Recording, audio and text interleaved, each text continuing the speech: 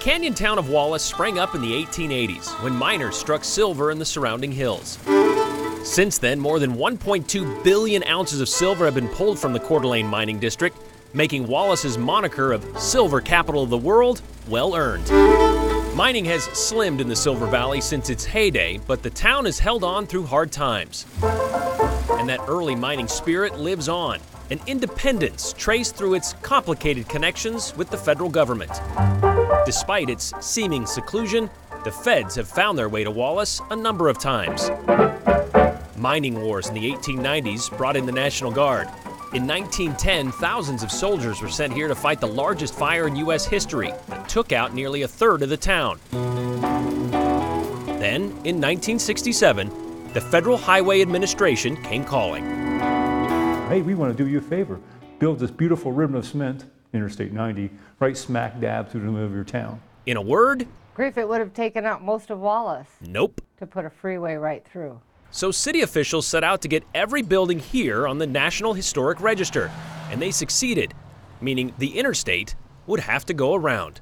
They did this downtown core, every building, and then all of a sudden the whole town was listed. Rick Schaefer calls himself the Prime Minister of Wallace, and if his 6'8" frame didn't stand out enough, he likes to give tours of his town wearing a tux. It's just clean. Yeah. And tails. It is America. It's hometown USA. Yeah, hometown USA. Schaefer says it was during the mining downturn of the 80s, the Environmental Protection Agency claimed a century of mining had made Wallace dirty with pollution. The problem was, Schaefer says, they couldn't pinpoint if mining or nature caused the contamination of lead. The EPA cannot prove that naturally forming galena silver ore is a health risk. But a cleanup crusade began, bringing negative attention to an already ailing city, a 20-year intrusion that irked some residents. You're stepping on the wrong people. One night in 2004 would forever put Wallace at the center of a philosophical conversation. There's 4 people sitting in the Smokehouse Saloon down at the corner of 6th Street and Bank.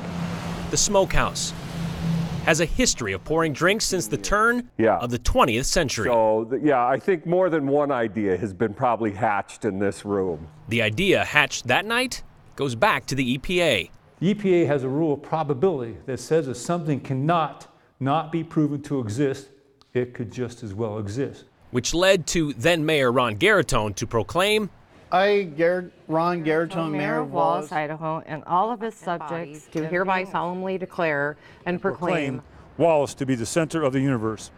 Thanks to the newly discovered science of probabilism, we were further able to pinpoint the exact center within the center of the universe, to wit, a sewer access cover slightly off center from the intersection of Bank and 6th Street.